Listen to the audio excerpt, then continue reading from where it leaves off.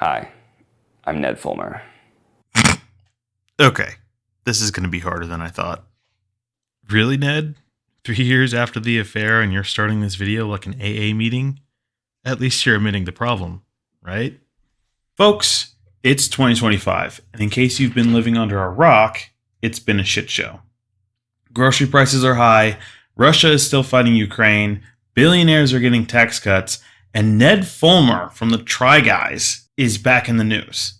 And yeah, it's bad. So bad that my lovely partner in crime texted me mid-bowel movement that I needed to look into this more. What you are about to see is two people who agreed to do a podcast, put their relationship on blast more than it already was, instead of going to therapy.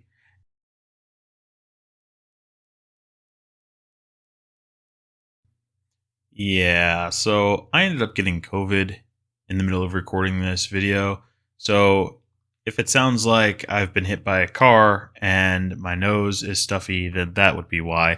Also, following COVID, I went to a Bring Me the Horizon concert. So if you're a fan of Bring Me the Horizon, yeah, it was awesome. 3 years ago, I cheated on my wife with my producer. It became a massive public scandal that caused a lot of pain to a lot of people. I know that I represented myself as a kind of wife guy who talked about his relationship and put that out there for public consumption. And you, as a viewer, I know that I broke your trust.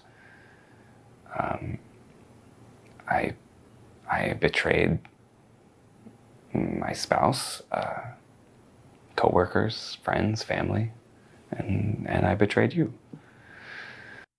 So Ned goes on for about 3 minutes talking about how he betrayed his audience and his wife and his coworkers. And what he's dodging is apologizing for having an affair with his producer, who, by my knowledge, he is still with. This was about 3 years ago.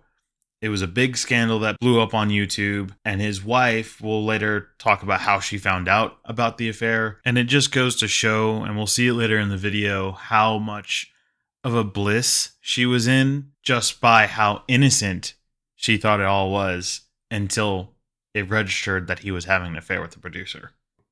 Now, he goes on to talk about and apologize for the situation. It does look like almost like a gun is pointed to his head. It's kind of ridiculous that he is here doing this. And then he says that this is a conversation with his ex-wife, Ariel, discussing what they've been doing the last 3 years. But he's also putting it on display as a podcast. I mean, he is launching a new podcast called Ned Fulmer Hits Rock Bottom or some bullshit like that. So he's also just monetizing the trauma that he caused his wife and his family by posting this video. But no, I feel like this is a necessary thing. Yeah, we've kind of been just keeping our lives very private for the last 3 years. Some things should just stay private. The scandal came out and it was a big publicity thing. Maybe a public apology video, as much as cringy as that is, but something like this is a very private conversation between two people that swore a bond to each other and are now putting that broken bond on the internet. I'm not gonna lie, it's been kind of great. Mm-hmm. It's been kind of great to be super private. We can't move on with our lives if we don't, move on publicly. Mm-hmm. We can't do anything publicly without kind of addressing this first. Well, yeah. I mean, in 2022, it got so big, right? The whole scandal, it grew and grew and grew and grew, to the point where it just became this thing that just like got so much bigger than us. Yeah. And I feel like I just sort of hid away from it, you know? Same. I kind of really hate how snug Ned is being right now. I mean, he's sitting on the opposite side of the room and he's saying that he was hiding away from everything that he caused.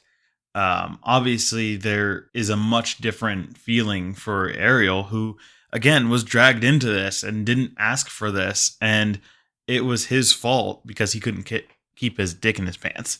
Still friends. We have children together. We go on trips together. Right. Like, there's a spectrum of being together, not together. Right. Like there's ways in which we're together, but it's like the way that everyone wants to know, like, are you guys still like an item? Are you guys still a couple? Like, no. We really haven't been at all this last 3 years. No, we haven't. Okay, so like I said earlier, I'm pretty sure they divorced and he is still seeing his producer. So I guess in short, what he's trying to say is they are still co-parenting, but they are not together. And so there's that weird dynamic where, they're working as a couple, but because of what happened in the past, they are not together. Like, there's moments when we kind of tried, but just because you go to a Taylor Swift concert together doesn't mean that you're, Doesn't that mean all that is you're forgiven together. and you're Both of them are just very awkward and act like they don't want to be there, which makes it all the more complicated when they're talking about what they're talking about. People ask me, like, do you forgive Ned for what he did? And I mean, the answer is no. Oof. Okay, so part of me is like, I understand why you don't forgive him, but the other part of me is like, you're trying to move on, and part of moving on is forgiving, so why are you making the podcast, and why haven't you just admit, forgiveness and move past it? Why are we talking about this? Absolutely not. How can you forgive somebody for lying to you, for cheating on you? No. Fuck no. Okay, I can't really say I blame her for not forgiving him because, again, she wasn't in the limelight. He was, and he dragged her through this, and he doesn't seem apologetic or he doesn't seem empathetic towards her situation and what she's going through, at least in this podcast. He just is very smug about the whole thing. We've worked through a lot of stuff, and the fact that I can be around you and still like have a good time and like enjoy spending time with you and enjoy spending time with my kids, like, I think that's a win. Yeah. When it comes to situations like this, I am glad that they are amicable about it, because they do have 2 kids and because they have families and everything else involved in a relationship that they're trying to salvage at this point. So I'm all for, them working together, especially when the kids are involved. So at least that's a win, I guess. It's hard to hear you saying like, fuck no, I don't forgive you. But of course I get it. I mean, you're still, as much progress as we've had, you're still very angry. Yeah, of course I'm angry. I found out about your affair from the fans. I mean, and I was so blindsided that somebody sent me a picture, and I couldn't. It was like my brain couldn't compute. And it's like, for some reason, I didn't see what was actually there in the picture. I thought it was your sister. And this is what I was talking about earlier about how she thought it was just an innocent thing. I mean, imagine being in this position. Your husband is on a YouTube channel and he travels and he does a lot of stuff away from home, and random fans of his start messaging you pictures of him and another woman, and her mind just jumps to, oh, that's his sister. That's weird. What's his sister doing there? And so obviously she was just completely blindsided by this because and Ned was the I love my wife guy. So obviously totally out of character, completely blindsided, and for his wife to be that blindsided is absolutely insane and devastating. And I remember sending it to you and being like, what's your sister doing in New York? It was, and I think back on that and I think like, what was I, like, how did I not see what was going on? Like, what was so fucked up in my brain that I couldn't actually see what was happening in this picture? Like, the picture was right there in front of me. It just started falling and falling and falling, and like, and then more pictures started coming in, and more pictures and more pictures and more pictures. And it is so wild how we live in this world where everything is so public. This is where I kind of start to feel bad for Ariel because, again, it's not her fault. She didn't ask for this, and she's suffering the consequences, and it feels like her whole world collapsed. You don't realize it, but everybody's taking pictures of you everywhere you go. And it's kind of scary, actually. And then after everything happened, I sort of went into this like this weird state where like nothing was safe, and nothing and nobody, like I couldn't trust anybody. I couldn't trust the public. I couldn't trust you. I couldn't trust my friends. I just stayed inside, like, because there were cameras everywhere. It was like, it was so unsafe. Everything was unsafe. Okay, so this next little bit I'm going to summarize because she is kind of struggling to articulate how everything went down. But she's basically saying, Ned had asked a question about like how did it feel when everything came out, and she's saying it was a mix of anger and all kinds of different emotions, and then now she's going to add in the fact that she had cameras outside, which is, I mean, it's an invasion of privacy, obviously, but at the same time, she's saying that she's not used to having cameras in their face or paparazzi outside their house, but at the same time, this is kind of what you signed up for. When you're in the public space, or you're on YouTube, or you're married to a YouTuber, you can expect to kind of have some kind of following. Unfortunately, it's not a total 100% private life, especially when you have somebody like Ned who claims he loves his wife and you're constantly working with him on set. You're being watched by cameras, which isn't something that's like a part of our lives. Like, yes, we are somewhat public figures, but like we've never had cameras waiting outside of our house.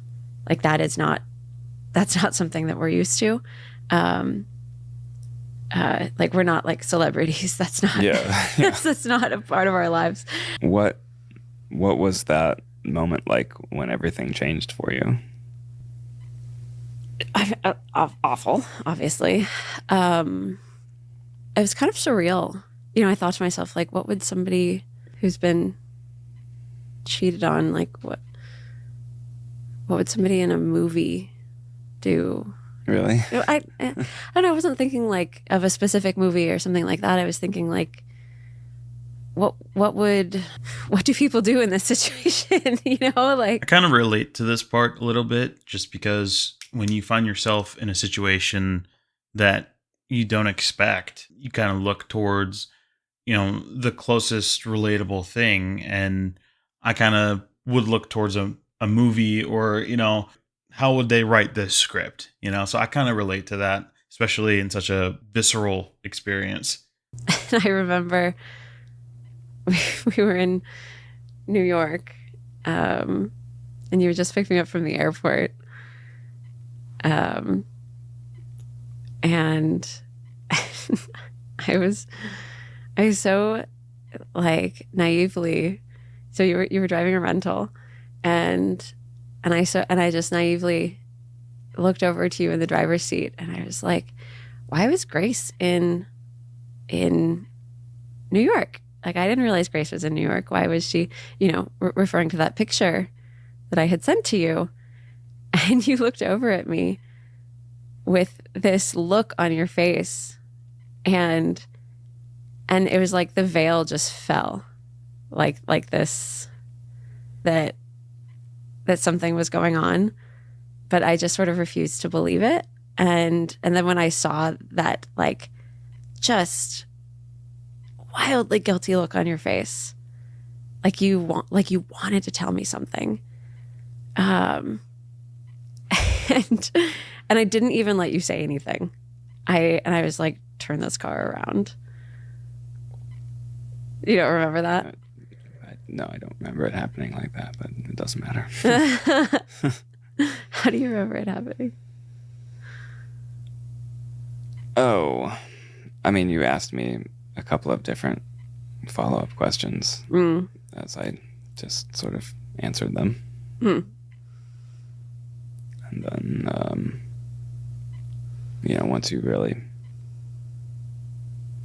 once I, answered it in such a way that you knew exactly who it was and what had happened, yeah, then you were like, take me back to the airport.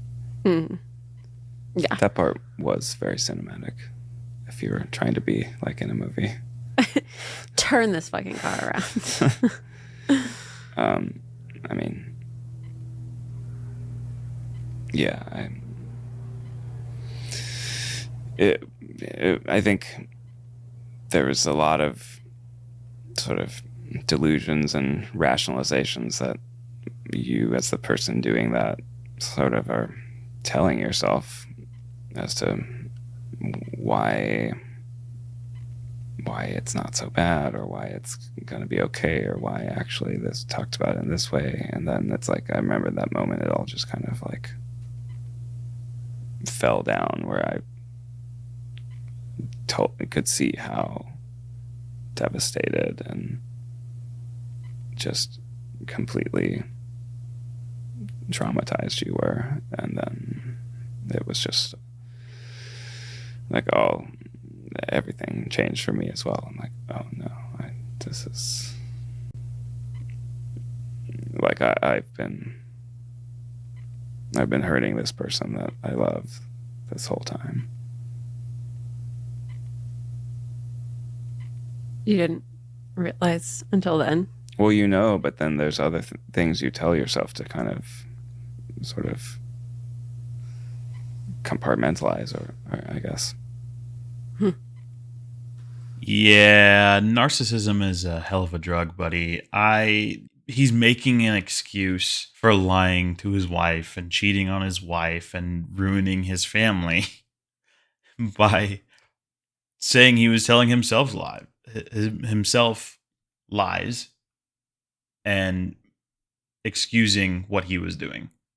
And I did want to tell you, and there was probably a small part of me that was sort of relieved to not be keeping a secret, I guess. Is that hard for you to hear? No, that part's not hard for me to hear. Okay, I think I'm going to leave the video off here. Let me know what you think in the comments below. There's definitely a lot more to unpack. I'm not trying to go full-blown armchair expert, but I do think that Ned is definitely showing some narcissistic tendencies in just how he's going along with what Ariel is saying. And just, kind of shrugging it off. It doesn't seem like it's really clicking for him. And I also just think that this is something that belongs behind closed doors. I don't think they needed to go public with this. And I really don't think it's helping his reputation any more than it was already damaged. I just think it's digging himself deeper into a hole. And yeah, so let me know what you think in the comments below. I will try to do more videos like this. I think it was kind of fun to make and really interesting. So I'm excited to see what kind of feedback I get on this. And yeah, I'll see you next time.